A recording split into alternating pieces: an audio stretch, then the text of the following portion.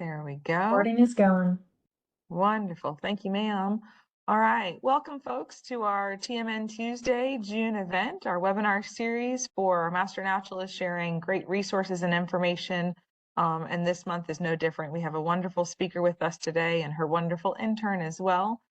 So excited to hear from Amy and then have her intern with us today, Trinity, help to participate in the chat as well.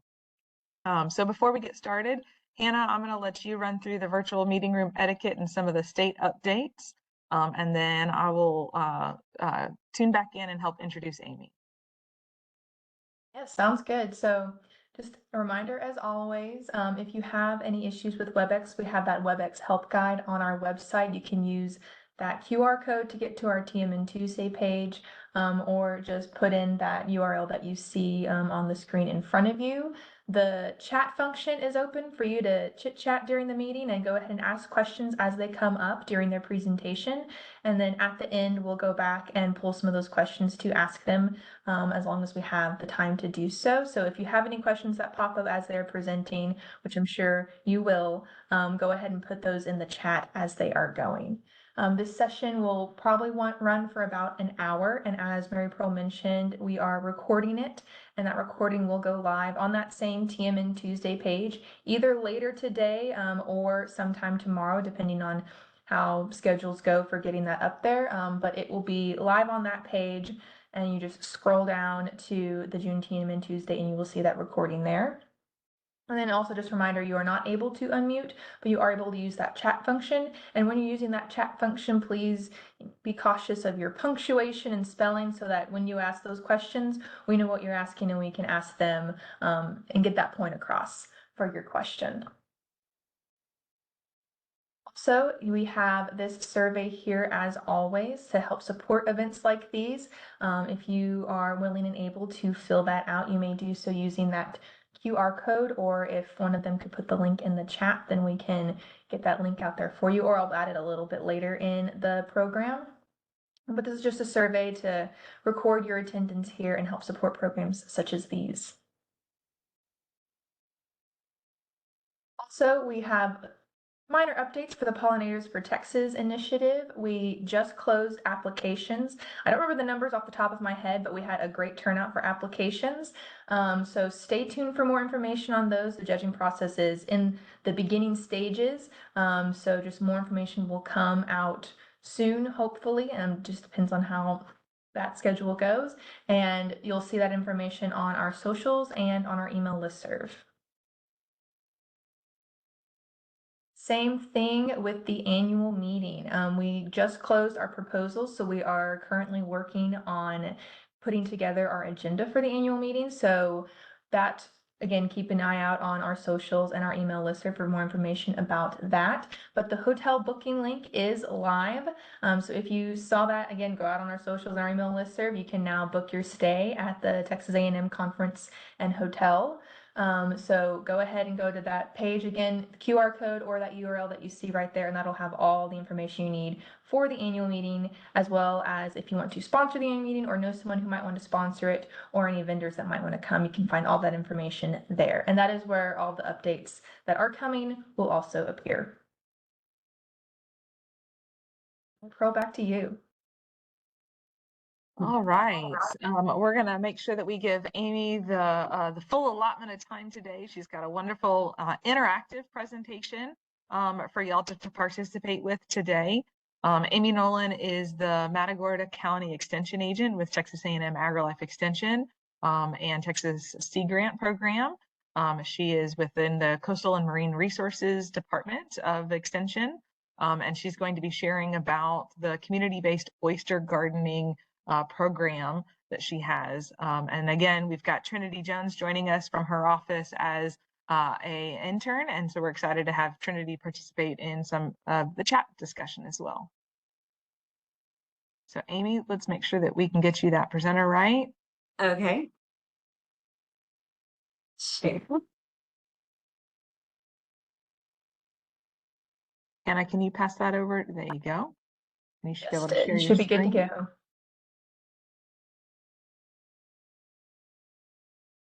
Looks good. Okay. Perfect. All right. Well, thank you. Good afternoon, everybody. I'm very excited to share with you all the details of my exciting journey into oyster gardening. I'm not only a member of the Mid-Coast chapter of the Texas Master Naturalist, but I'm also advisor. My role in AgriLife Extension allows me to be the AgriLife Extension advisor to the Mid-Coast chapter. And so this Oyster Gardening Project is a pilot program that I have just recently initiated with our chapter, and yeah, it's off to a great start, and this is our first season, so there's a lot to learn and a lot more to report. First, let's see. Oh, my slides aren't moving. There's an arrow at the bottom left-hand corner. Oh, okay, I see. Wait, you went too fast. Yeah, I went too fast. I don't see my arrows. I think I'm too... You might have to jump out since that one's the... Okay, well, we'll go back to that. For now, I would like you to enjoy a visual of what oyster gardening is. Hello, I'm Maureen, and this is Tiki Island, and this is my Tiki Island oyster gardens. All right, and I'm going to have you boys carry them back for me, okay? There you go. That's for you to take. All right, and I'm going to give you one. What we do is we take the bags out once a week, and we leave them out in the sun for an hour to an hour and a half, and we wash them down, and we get all the mud, and that helps get the mud and all the critters that are in the bag out of the bag, and when that time is done, we put them back in the water for another week. Once a week, we clean our oysters. Look, I see it all. Oh, wow, look. Some big ones. Yeah, that's really a big one. That's a huge one. I mean, this one here is one of the biggest ones we've got. By the end of the season, it'll be big enough to basically be big enough almost to harvest. And it's doing really, really well. Sometimes we see little fish like this. And also sometimes we see little crabs mixed in with the oysters. Oh my goodness. He needs a name. And who remembers why we're doing this? To put it back in the ocean. Right, to restore the reefs? Mm-hmm. Right, well, our whole goal here is we don't eat them, do we? Nope. We don't get that those lemon and limes and horseradish and try to eat them. And Tabasco, we put these back to make more reefs, right? Right. Why it's important? Our reefs are going away. The goal is that this oysters are an ecosystem, and they also stop erosion, and they play a major part of getting back to a healthy bay, a healthy Gulf, because that's really what's driving us too, is the fact that our backyard is going to be eventually restored with these oysters. So if there's ever a reason to grow them, that's the reason a lot of us are doing it. Mm-hmm. Yeah. I don't even eat oysters. There's a lot of us that do. I didn't know you could even grow an oyster. Did you, Patty? I did not know that at all. So. I mean, it was, when we all started, there was 4 of us that did it. Right. And I actually did it just to meet people. We had moved down here, and it's like, oh, that sounds like fun. Let's do it. And we had spat parties. We had spat intervention parties because I didn't know what I was doing. So we had a spat intervention party. We have tiki happy hours where we take our oysters out and we invite our neighbors in to come see the oysters growing. And it's what's really good about this. It's not just Patty, but there are other people that bring their children and their grandchildren into this, but also for our community. I mean, we are a coastal community, and sometimes when you say environmental things to people, they're like, but this thing, it makes friends. You make friends with each other. We all have fun. We have competitions on streets, like who has the most spat, and at the end, everybody, at some point, they don't even want to give them up. very competitive.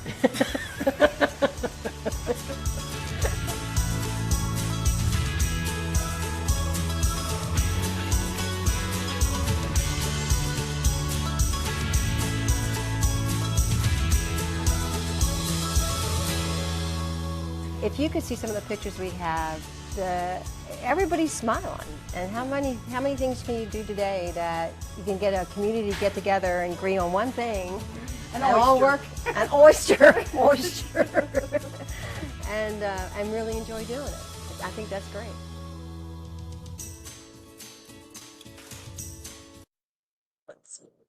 that.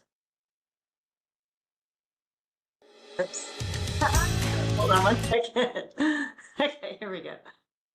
Sorry, just give me 1 second to restart this presentation. Okay, so that video was actually produced by the Galveston Bay Foundation. So originally, I had no idea oyster gardening was a thing, didn't know it existed. I was introduced to oyster gardening through a Texas Sea Grant colleague of mine who had asked me, he was like, hey, have you thought about getting involved with oyster gardening? And I had no idea what it even was. I familiar with oyster farming.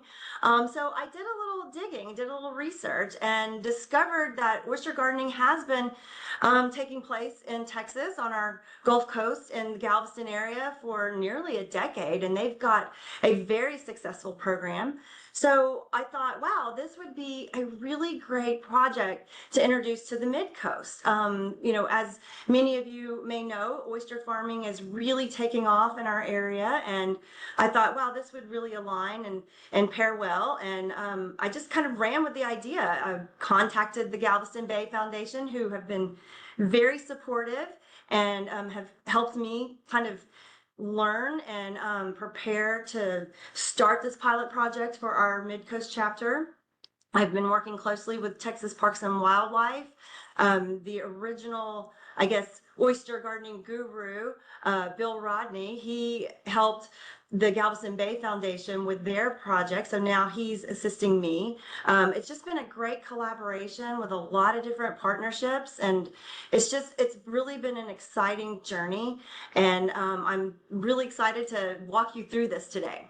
So you saw a little bit about the oyster gardening, kind of the idea. So what is it? It is a community-driven conservation program focused on growing juvenile oysters known as spat for restoration. So the idea here is to take oyster shell and put them in a specialized cage, put them in the water, and then allow the natural larva that's in the water attached to these oyster shell in these cages. Now, when they attach, they will be known as spat, and the spat will then grow into oysters. So that is what we're gardening. We are growing baby oysters. So these are animals, and they require a little bit of husbandry, a little bit of care. So there is some weekly commitments involved in this program. Oysters are grown in cages suspended from personal docks, piers, or other secure waterfront structures. The great thing about this is there's no permits required to do this. So we are allowed to take oyster shell, put them in our own little special design cages, place them into the water to attract that natural spat. Once mature oysters are at their kind of peak growing, we take the oysters and we relocate them to designated reef sites. Now, this is the restoration part of it. I will explain this a little bit later on, but the relocation does require a special permit. But the idea here is to not only help build some of the reef sites that are kind of depleting, but also maybe find new areas to help restore and build reef sites just for restoration purposes. Again, there's a lot of benefits behind this program. It supports water quality by filtering water and removing excess nutrients. Adult oysters can filter up to 50 gallons of water per day. Oysters enhance coastal resilience by stabilizing shorelines and providing habitat for marine life.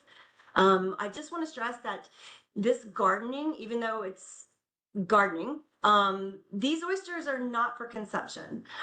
We are taking these oysters back out and putting them out into their natural habitat.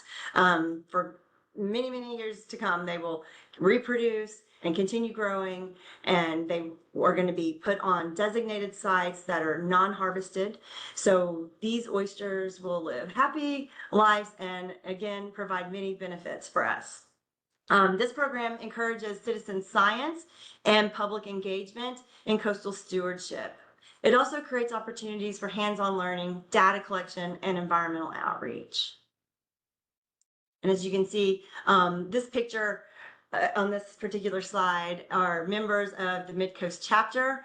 We did some initial training for our new member class, and I did a little oyster gardening demonstration, and we are actually gardening. We are tending to our cages right here, and just wanted to give congratulations to all the Mid-Coast members who just recently graduated the program and are now considered Master Naturalists.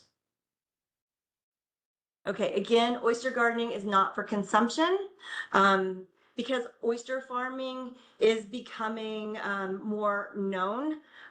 There's a little bit of confusion and maybe a misconception that oyster gardening is the same. It is not. Oyster farming is quite different. Oyster farming is a sustainable aquaculture practice that grows oysters in floating cages for consumption. Farms are state permitted and are carefully sited to ensure environmental compatibility. Oysters are raised from hatchery seed to harvest side, which is about 3 inches, and as few as 5 to 6 months. The Texas legislature enacted oyster farming in 2019. So, we've had many oyster farms pop up since this time. I think we're at like 13 permitted farms. It changes weekly. Permits are being approved, and oyster farmers are now able to conduct their business. And I do know that there's quite a few more on the permitting. They're in line to be approved for their permit. So we're going to start to see a lot more oyster farms pop up on our Texas coast. This picture depicts one of our local oyster farms in Palacios, Texas. This is Oyster Brothers Farm out in the Tres Palacios Bay. And as you can see, it's quite different from oyster gardening. First of all, the cages are much larger and they're visible. The floating cages hold oyster bags which contain the seeds. The seeds are usually purchased from a local nursery or from a local hatchery. So the farmers, once they get their seeds, they place them in the oyster bags and they start to raise them. And as the oysters are growing, they are switched out to bigger size mesh bags and till they reach that harvestable size of about 3 inches. So it is a lot of hard work. As you can see here, we have David and Jacob Aparicio out there with their crew. These cages have to be maintained all the time. They have to worry about biofouling and predators, and these are live animals, so they have to have that husbandry, they have to have that care. Also, there's the craft behind this. I mean, they are selling a product for consumption, so they're working on creating the best oyster that they possibly can to enjoy in restaurants. Usually the farm raised oysters are presented in restaurants as half shell oysters. They're known as the boutique oyster.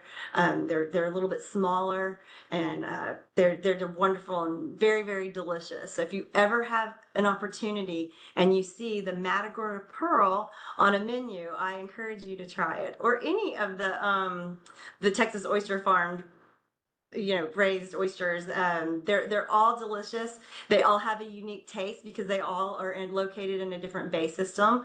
So yeah, I encourage you all to try some.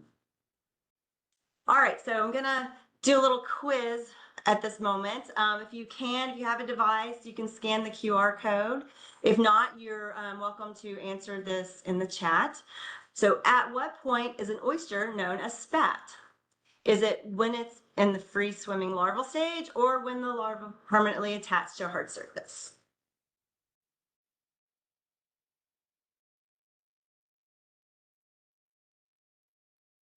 Give you a few minutes. So again, is it when it's in a free swimming stage, or when it permanently attaches to a hard surface? Okay, so yes, so When the larval is free swimming around, it will find a place, a hard surface to attach to. So once it attaches to that hard surface, it is then technically referred to as spat. So great job. So just a little bit of overview of an oyster life cycle. Again, oysters, they will start spawning in the summertime. They like that warmer temperature. They release their eggs and sperm approximately June, but honestly, I've put cages in the water in May, and we did attract spat. So I would say May is probably a good starting point for our area. Again, every coastal area is going to be different and have different conditions. So for us, I've learned that May is going to be our spawning month. All right, so once you have the fertilized eggs, then they develop into trochophores, which is their swimming stage. Now, this is a very short life cycle. They only stay in this state for about 6 hours, and then they become known as, it's called a veliger. So they spend about 12 hours in this veliger stage, and then they start developing a foot. You can kind of see that in the diagram on the slide, where the pediveliger develops just a little bitty foot. And that foot is what enables them to attach to a hard surface. So once they find their home, they will be there permanently. They secrete a special substance. It's probably better to just describe it as like the best super glue ever made, naturally made, because it once they attach to that hard surface, they're there permanently. That is their home. Oysters, because they are reef building organisms, they tend to search for and attach to oyster reefs or other oysters. But in some instances, as you know, you see oysters on pilings, you see them on boats, you see them on just about any hard surface around the coastal edge. So they will attach to something that they think could possibly be an oyster, although it may not be. And at that point of attachment, yes, that is when they are known as, typically known as spat. Once they are attached, they immediately start secreting their calcium carbonate shell.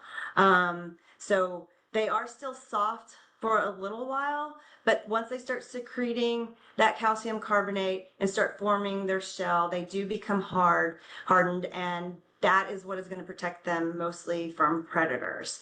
And it takes usually about 1 to 3 years to really mature into that adult oyster that we typically see. All right. The conditions, again, every bay system is different, but typically oysters need good water circulation to thrive. The water temperature, they enjoy that 68 to 86 degree Fahrenheit. They usually spawn during the warmer degree temperatures, and the salinity, they usually prefer that 10 to 30 points per thousand in salinity. 17 has been kind of that ideal number, but yeah, they and I know the saltier the system is, the less likely oysters prefer, but it can happen. Again, it's all conditional. There's a lot of different variables that take place. So it's very interesting. This project is not only beneficial to our environment, but it's a great learning opportunity and great science experiment, because we can see, okay, well, where are these oysters thriving best? Do they prefer, a higher salinity? Do they prefer a lower salinity? What's the water temperatures like? Or their nearby oyster reefs? What's going on where we're locating these oyster cages? So it's really great data to look at and to understand. Okay, so what do you have to do to be an oyster gardener? First, you do need to be located on the coast, But there are many things about this project that can be done that don't require you having waterfront property or having access to water. I'll explain that later. But the idea behind the oyster gardening is that we will provide 2 to 3 cages to a volunteer. We will place about 15 to 20 shells, just regular oyster shells, inside those cages to, attract the spat and to grow out your oysters. They need to be hung from a dock, pier, or bulkhead at an optimal depth with rope. The cages, unlike the oyster farming cages, which are visible, they're on floating cages, which have to be flipped so often to prevent the biofouling. The oyster gardening cages need to be fully submerged in the water. Now, once a week, it is required that you need to pull up your cages out of the water. You need to shake the cages free from predators and rinse them thoroughly with water. You can use fresh water. It does not have to be salt water to clean your oysters. The idea behind this is removing sediment, preventing biofouling, and again, removing any type of predators that might be living inside your cages that now have a free buffet, so to speak. So we definitely want to keep those little critters out of there. Yeah, it's best if you leave the cages out of the water to get air, to get some sunlight for up to an hour. This will again help prevent some biofouling issues and will overall help strengthen your oyster, the spat for growth. Again, we intend to garden these over a certain period of time. So this is a commitment. You put your cages in May, and you will tend to them all the way probably into the fall. So we're looking at doing a collection probably in October, maybe early November. So you're looking at about 6 to 8 months in care. So this is a great volunteer opportunity. You're going to spend at least an hour tending to them a week. There are other things that you can do with the report, like the data collection and education and outreach, which I'll go over in a little bit. Other things to gain more volunteer hours for this project. All right. So again, once you tend to your oyster cages or habitats, we definitely encourage to keep up with the data collection. This could be information on, what kind of animals are you finding that you're attracting? Are they harmful? Are they predators? Are you starting to notice some biofouling, some algae growth? If you have means, you can do the water temperature, you can do salinity checks. All this information is very, very helpful and very important in understanding the environment that we're putting these oysters in. And then at the end of the collection period, I want to stress that the collection period is not taking these cages and placing them out on a site. We are removing the oysters from these cages, and we're going to try our best to repurpose these cages so we can use them for a couple more seasons. But the idea here is to grow out your oysters as much as possible, to collect them in order for us to relocate them to a restoration site. This is some other fun pictures that were captured at an initial training session. This was at the Palacios Marine Agricultural Research Center, which is the local oyster hatchery in Palacios, Texas. We took some time to make some habitat cages, if you will.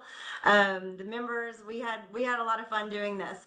And I would like to thank Oyster Brothers in Palacios for donating the materials that we were able to use to make these cages. So they provided us some of their older oyster bags that they were not going to be reusing for their farming, and we took them and just kind of cut them up and made smaller cages.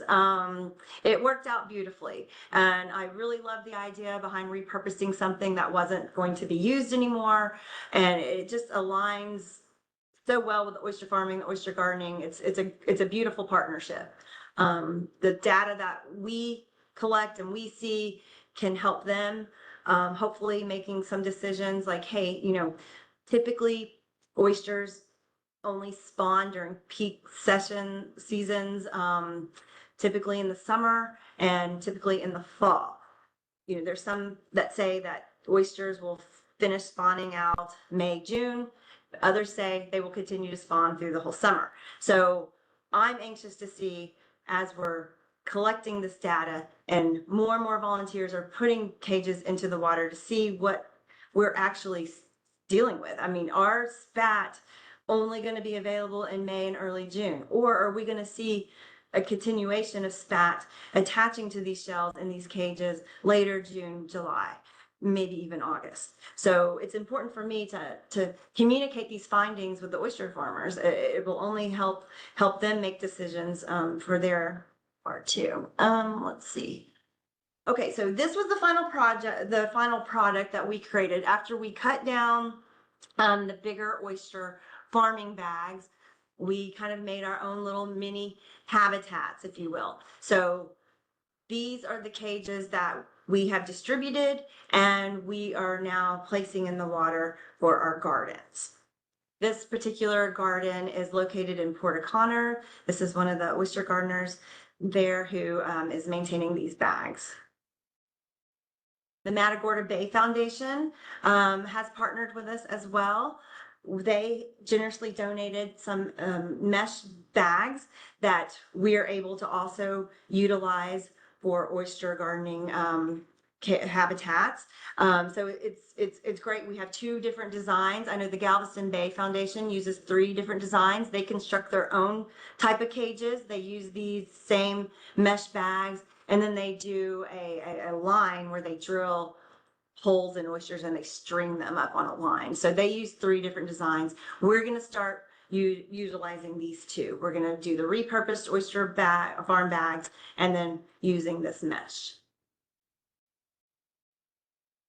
Okay, so habitat maintenance is imperative. It is crucial for the survival of the oysters. You have to keep at least a weekly, I mean, I'm finding there are reasons to even tend to these gardens maybe more than once a week. But a commitment of at least once a week is required. You will need to make sure you lifting your habitats out of the water and cleaning the shells off, removing all the sediment, making sure that these oyster shells are drying out and getting some sunlight for at least an hour, no longer than an hour, before returning them back to the water. It's always a little fun to, as you saw in the video, to find little critters that are living inside these cages and figuring out, what they are.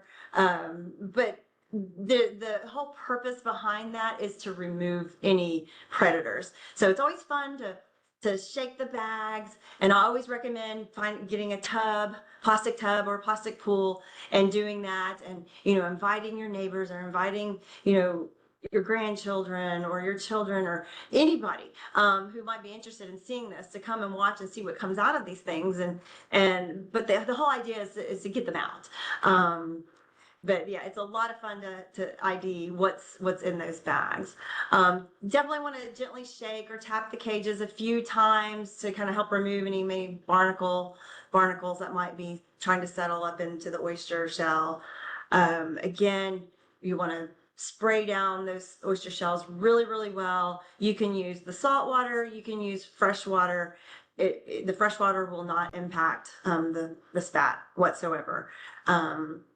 Let's see. Sometimes you might have to clean the outside of the cages. If you start seeing a little biofouling, little algae growth, you can do that with like just a little scrubbing brush, and that should help remove that. And again, just repair any type of damages. I know a couple weeks ago, I saw that my cage had kind of split open where there was a zip tie, but there was a big gap. And there was also a very big crab that had entered into the cage. So I made sure that I took another zip tie and sealed that gap up really well to prevent the larger crabs from getting in. This is an example cage of biofouling. So actually had a volunteer send me this. He was kind of asking, needing some recommendations on what he needed to do.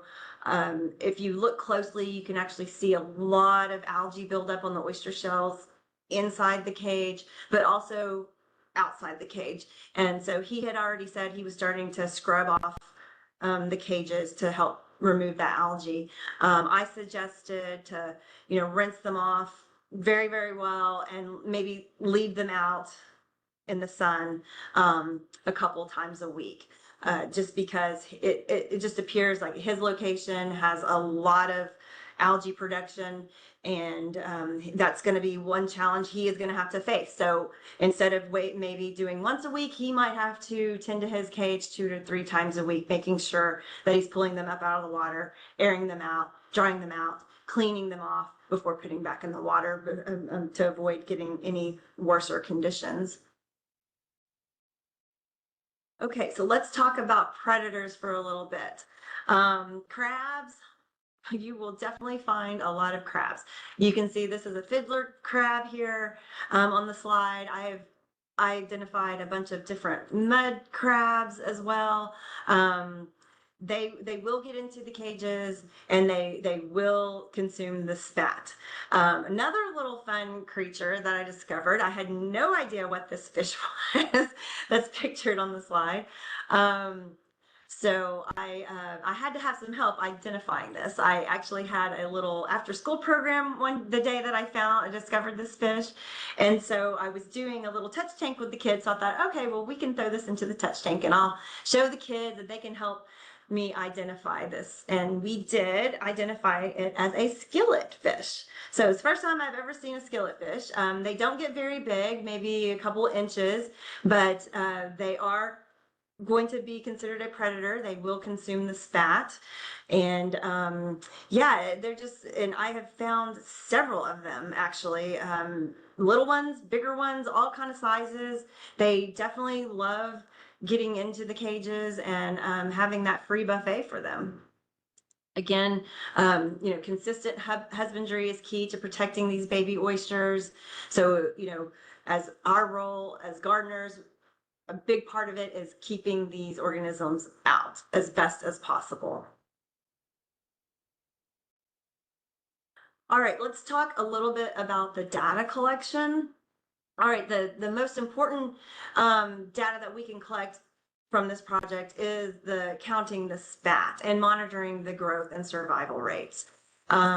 We can also assess environmental conditions such as the water quality, temperature, salinity, factors that might affect the overall health of the oyster.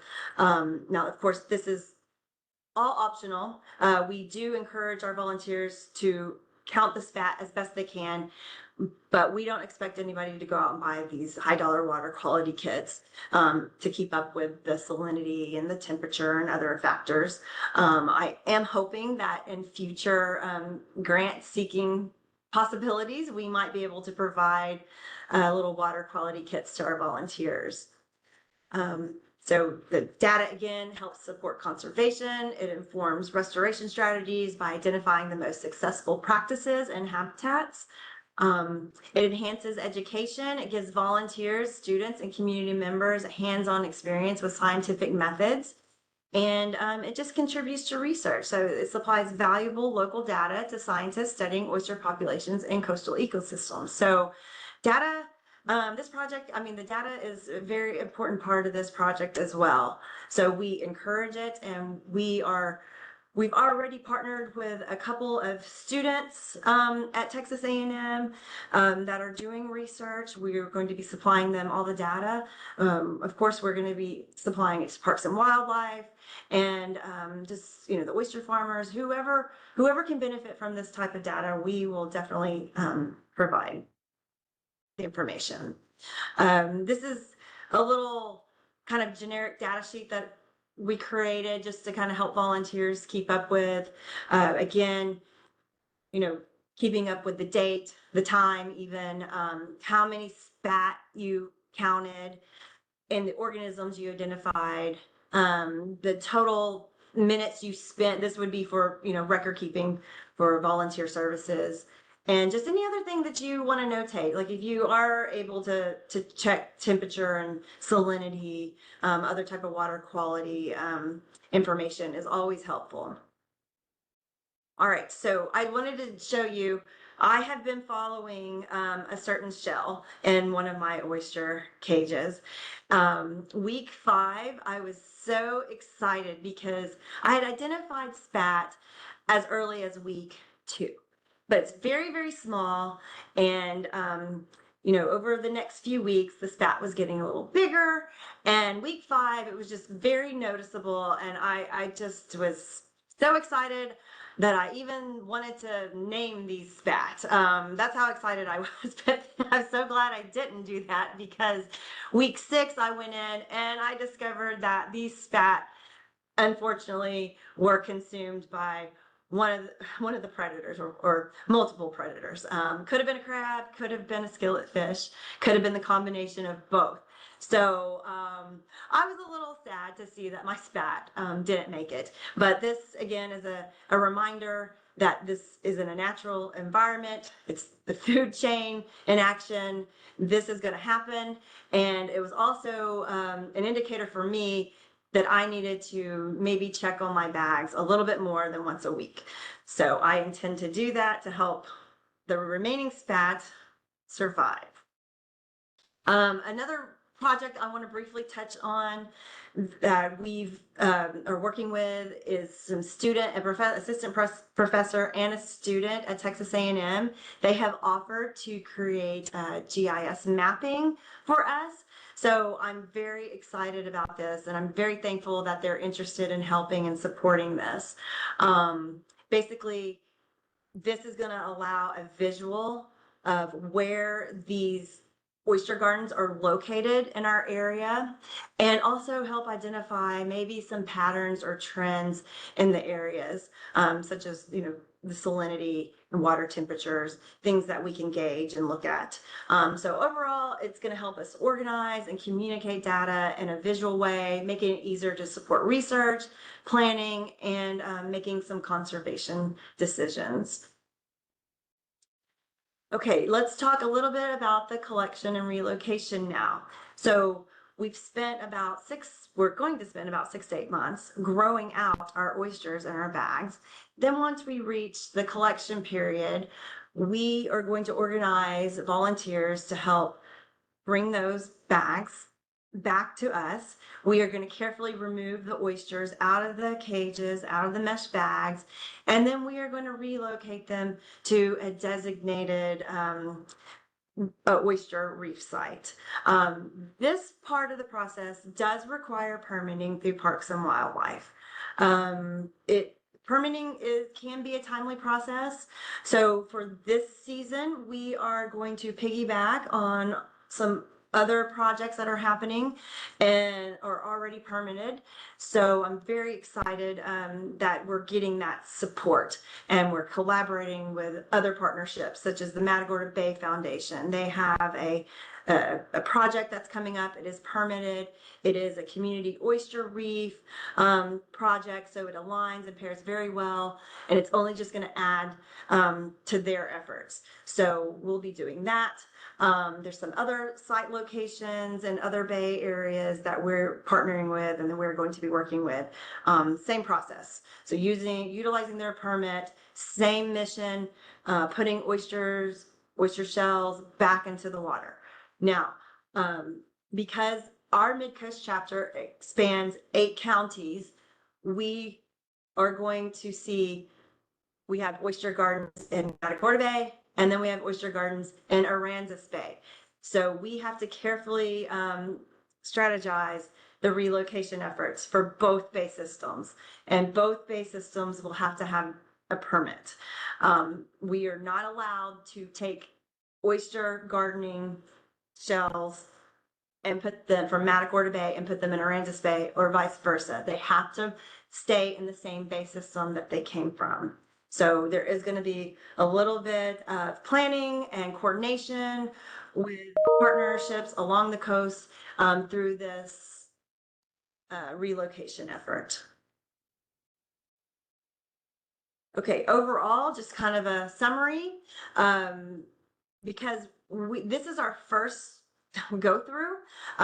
We started this initiative in May. And so we are learning a lot already. But in preparing for next season, we intend to start recruiting and registering and building more cages and getting everything prepared between January and April. So that way, when May comes, we are ready to launch these into the water, that we're not still in that construction phase that we're in now, and trying to hurry up and try to recruit and get as many of these bags in the water. So we will be more prepared, more organized, and hopefully expand this program. Again, the oyster gardeners will have their gardening period of 6 to 8 months, and then we will be working again with other partnerships, Parks and Wildlife, and getting permits and transporting these oysters back out to the reef locations. Then, you know, in December, and we're going to plan for this December, actually, we are going to have an end of season kind of celebration, if you will. We'll have annual reports. We'll talk about lessons learned and all the celebrations that happened along the way. Participation, like I said, I mean, to be a gardener, yes, you do have to have access to coastal water. And I know that there are many of us that, you know, might be interested in this project and or worried that, hey, maybe this isn't for me. I don't have access to waterfront property. But again, there are many, many different areas that could be supported. Saving your shells, for example. I mean, we need oyster shells. Oyster shells are not easy to come by. So we are trying to market and collaborate with some of the local restaurants to maybe save back some shells to donate back to us. I know that oyster farmers do quite a bit of pop-up events where they shuck their oysters for tasting experiences. And we've already collaborated with a few of them and have gotten shells in that way. But yeah, I mean, we're just asking anybody just to start saving these shells. Don't throw them away. Save them. Put them in a bucket. You know, put them somewhere and just save them up. And we can get in contact and make arrangements to get these oyster shells down here to continue making these oyster cages and making these oyster bags. There's a lot of education behind this. Oysters, they're great benefits to our ecosystem. So the more awareness and the more education that we can put out there about oysters and the oyster gardening process and even the oyster farming initiative that's happening, I think it's very important for, you know, everyone to be aware of what's happening. There's some really great things going on in our state, not just along the coast. So this experience, I mean, you know, the oyster farmers, the oyster shells, the oysters are being moved up through the state. They're being put in the restaurants. There will come a time where you can go to a seafood restaurant, open up a menu, and you can select a variety of different farm-raised Texas oysters to choose from to try out and enjoy. Again, we always need help with constructing cages and bags, and that can be done anywhere. We can supply the materials. Relocation is also another great way to get involved. Maybe you don't have waterfront property, but maybe you want to help get these oysters back out on the relocation site. We are definitely needing volunteers to help with the collection and relocation process. And, you know, become a gardener yourself. If you have waterfront property, if you live in a community that you think your neighbors might be interested in participating, you know, recruit and spread the oyster gardens through the neighborhoods. I know in Galveston, Tiki Island, they have competitions with each other. They have big parties. It's a big deal, and it's really nice to see, because it's not just a good stewardship project, but it's also very social. A lot of people have made a lot of new lifelong friends doing this. And again, we're also trying to work with maybe some public access, maybe some community oyster gardens that might be made up so that anybody can participate in. So there's a lot of work to still be done. If you have any questions or thoughts or ideas, I would welcome you to share those with me, because again, this is a pilot project. We're testing this out, and I welcome any thoughts, any suggestions, any comments. It's been great so far, and I'm looking to expand this. I would love to see the South Texas chapter of the Master Naturalists help get involved in this, and we could potentially see these oyster gardens all the way from Galveston all the way down to Corpus Christi, and maybe even further. All right, well, thank you guys. I've really enjoyed sharing my journey with you. Again, there's a lot of lessons learned so far in this journey, and we've just started this. We've had our cages in the water for about a month. Right now, I can say I probably have about 60 oyster bags and cages in the mid-coast. We're collecting data. We're growing these oysters out. So it's going to be really interesting to see this through and receive the collections back and be able to put these out here to help benefit our coastlines. I'm open for any questions. Thanks, Amy. One quick question. So, am I clear on, it sounds like that you're not accepting additions to the project for this time frame for this year. But if a chapter wants to investigate implementing this project locally coming up in the next year, do they contact you? Do they contact another local sea grant agent? What would be the process? That's a great question. Because yes, this Sea Grant is supporting this project, and already I can tell you that Pat Cruz, he's the marine agent in Aransas County. I've kind of recruited him, and he's helping me with this expansion. So yeah, either if you want to contact me, you can contact Pat Cruz, any of the Sea Grant agents in your area. Will have this information. If not, they can contact me or Pat. But I would love to see this expand through the coast. And again, we piloted this as a Master Naturalist project, but I've been encouraging the public to get involved, because that's part of what we do. We're out there teaching and recruiting, and already I could tell you, just based on the few Master Naturalist members of the Mid-Coast doing this, it has already attracted some of the public. Many neighbors and many other people in smaller communities are intrigued, and they're getting excited about this, and it excites me. And so I'm open to expanding this project to anyone who's interested.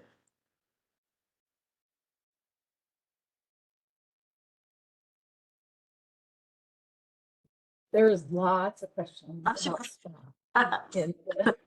in the chat, and Trinity has been really good about answering some of those. And so, like, for our team, our Master Naturalist team, if you see any additional questions about spat that haven't been answered, feel free to jump in and ask those. Someone did ask if there is an optimum mesh size for the control of predators. Yeah, I did consider that, and I'm so glad you mentioned that. First of all, we were given the oyster farming bags. They were donated to us, and I was just grateful for what we got. But I have found that the larger mesh size bags are easier to construct, they're easier to remold and recreate. But I also learned that they're better to prevent biofouling. I guess because maybe more water flow is able to get through. I'm finding that the smaller mesh tends to biofoul a little bit more. So, but on the other hand, yeah, the smaller the mesh could keep more predators out. So it's kind of like a 50-50. Well, do we want to prevent biofouling or do we want to prevent predators? I mean, the idea is to prevent both. So I really think it's just going to be, every location is going to be unique. You're just going to have to find what those challenges are and figure out, okay, am I seeing more biofouling than predators? Am I going to need to air these out more, or am I going to need to spend more time removing the animals that inhabit that? So yeah, I think it's just going to be kind of a location by location decision. Awesome. We also had a couple people at the very beginning ask, how are your relocation sites marked so oyster harvesters don't take them for commercial use? So the oyster gardening.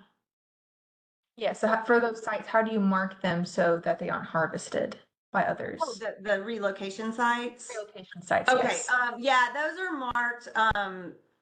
Texas Parks and Wildlife they have signs out. Yeah, there's areas, and they're well known to be non-harvested sites. All the commercial fishermen are aware. They know where to harvest and where not to harvest.